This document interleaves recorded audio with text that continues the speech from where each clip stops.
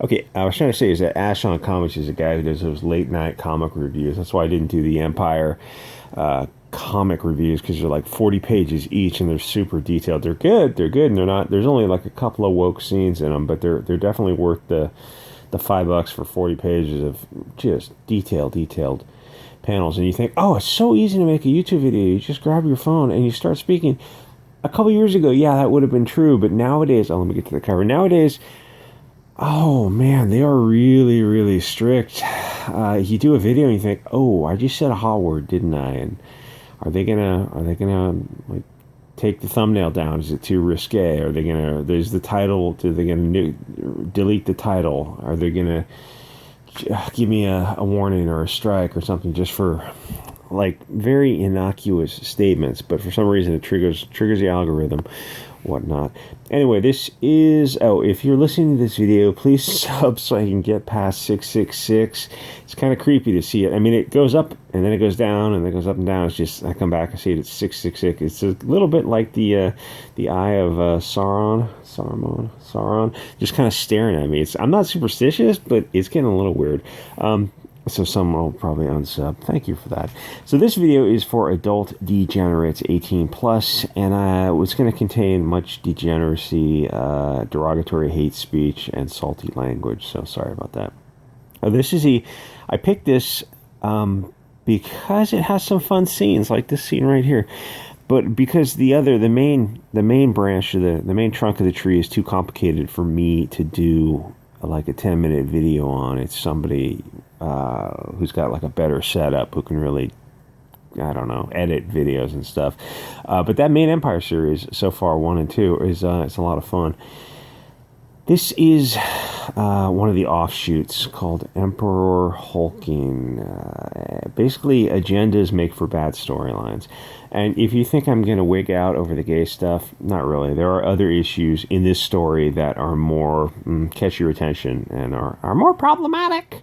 One minor issue I will say about the gay stuff is the leader, you send the guy off to go fight the dragon, and he meets the girl, rescues the girl from the tower, fights the dragon, all that kind of stuff. They go back to the castle, they live happily ever after, and they've got a line of succession. But when you got gay characters, well, there's no line of succession. It's like, these are just little things, but it's like they have a narrative that's going in one direction, and then when you start to think about it, you go, oh, so are the prince and princess going to have, a half dozen happy kids coming out of there? No, there's not going to have any kids. It's like the prince and the prince are just going to die alone because they didn't have any kids.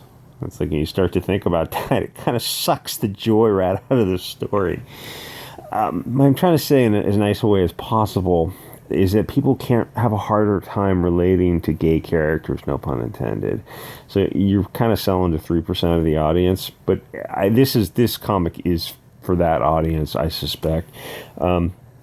Like I said in yesterday's disastrous video, don't grind the axe with your agenda. Once you introduce the gay characters, that's enough. Move on. You don't need to make gay joke after gay joke, just repeated gay jokes. It takes away from the seriousness of the story. Pick, is the story going to be funny or is it going to be serious? Oh, we can do both. No, you guys can't, because I've got the comic in front of you.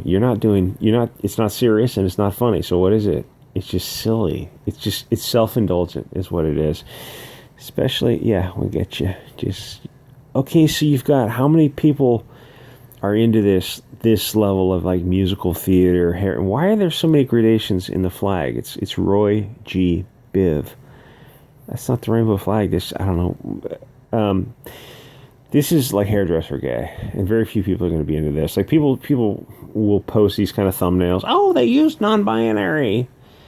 Yeah, but it's not going to make people pay money for this stuff. I feel like you just got to look these people in the eye and say, this is a voluntary exchange. You're providing a good, they're providing $4. But they're not providing $4. They're sailing the high seas, and they're getting thumbnails from the high seas. They're not actually, oh, look, he's got the Roy G. Biv flag. Yeah, but they didn't pay for it. So be serious or be funny. And with something like this, you should probably just be funny. The writers, they basically turn this kind of character into Iceman, where, you had such a reprehensible character written by Sina Grace, I think, who himself's kind of a weirdo.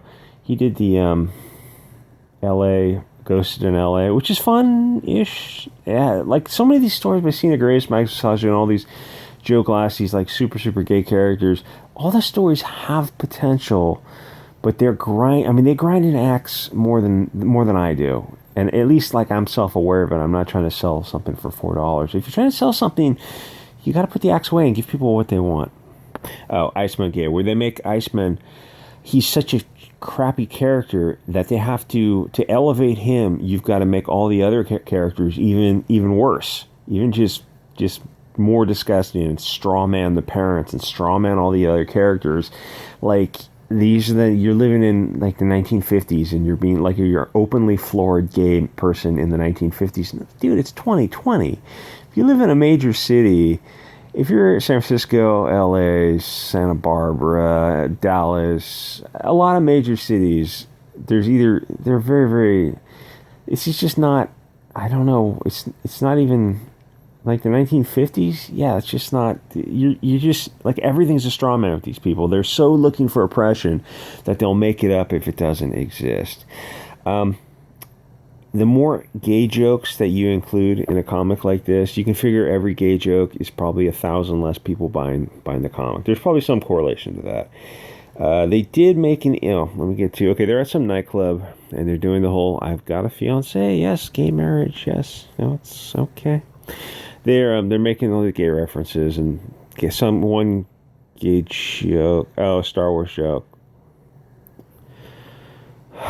It's not funny. There's nothing good in that joke. All it does is, it doesn't even cause people to roll their eyes, as in it's so bad it's good. It's just sad. The whole thing is sad. Like the image on the guy's face. Help us, Altman. You're our only hope. Gee, you're kind of short for a stormtrooper, aren't you? Okay, she makes this comment. Violent religious fanatics roughing up a gay bar. Okay, that is an interesting reference to the Pulse nightclub shootings. 2016, Omar Sadiq killed 49 people in the second greatest terror attack since 9/11. It's odd, but Wikipedia won't mention his name or religion. In fact, they leave him out completely. But the comic refers to it in a callous, flippant way. Tonally speaking, you read this, you read past it, and then you start to think about it. A second later, it hits you, and you start making the associations in your head like, wait, gay bar?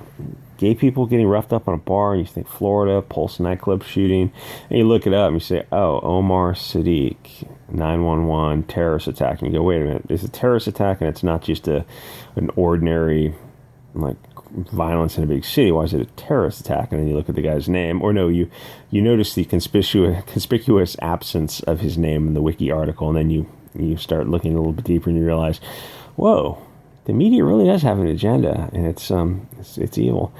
Gonna focus. Omar Sadiq didn't rough up. Zoom in on that. He didn't rough up 49 people. He killed them. But the implication is they want you to envision pickup trucks and Confederate flags, because people who work in comics are the absolute worst people on earth. If they couldn't write propaganda, I don't know what they'd do. They'd probably go work for the SPLC. They just can't not preach. There's a scene where the little boy is fighting imaginary monsters while he's playing. Then the writer takes a moment to preach about love and tolerance, that we shouldn't fight the monsters, that we just need to understand them. But we just got past a scene where you reference a guy named Omar shooting up a gay bar. Does the LGBT community just need a better understanding of the peaceful religion that can't be named? These people push propaganda, but after a cursory bit of scrutiny, it's completely illogical.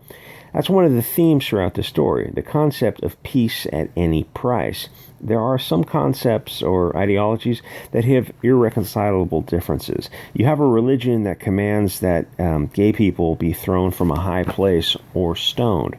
That right there blows your... And yes, it's really in the book, their books.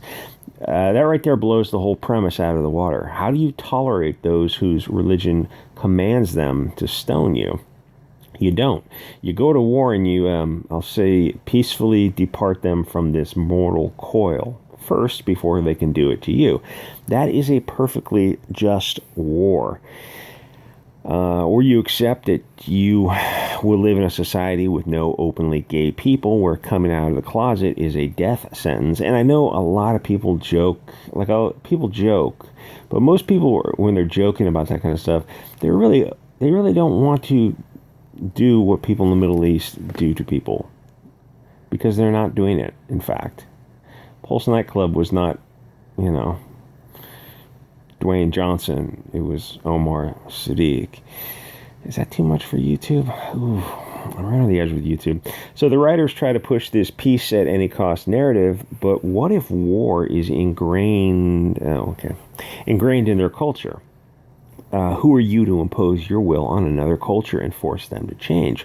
By doing so, you're forcing them to do something against their will. That is an act of war. Peace at any price is a child's understanding of conflict. Remember that song, War, What Is It Good For? Absolutely Nothing.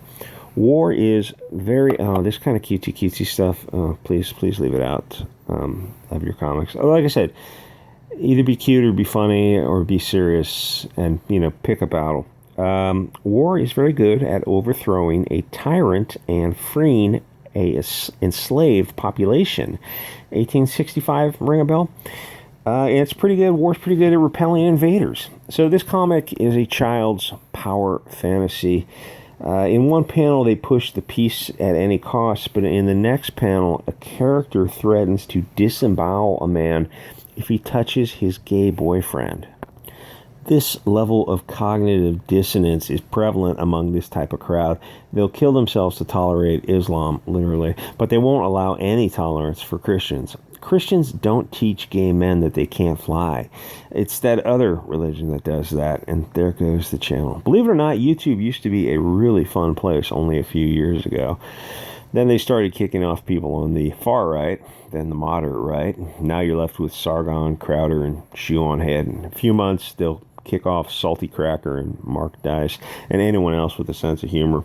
YouTube has gotten as gay as this comic. I wish I could ask these peace advocates, that just makes you a slave? If you won't protect your country with force, someone else who will use force will just take over, kill, and enslave you, and that will be that. SJWs have level 1 thinking, stimulus response, tear down these walls. Second stage thinking is the guy who asks why the walls are up. That guy is a conservative. You see the SJWs, oh dear God, attack Comicsgate. The SJWs probably brought $1 million into Comicsgate, so thank you to Mark Wade, Renfamous, and Ron Mars. He said, Cecil, F that guy. Well, good going. You're going to get Cecil to $250,000. That's stimulus response level thinking. Outrage money is still money. The other creepy thing in this comic is the leader lies to his people. And most people look at that level of duplicity, that moral turpitude, hey, Bill Clinton, and they rightfully ask themselves, if a leader so casually violates his sacred trust to his people so he can sodomize his boyfriend of another species, perhaps that scumbag was a poor choice for a leader. Just my 2 cents. And if you love this comic, great. Don't, I'm just some asshole on the internet. All right, guys, I'll see you on the next episode.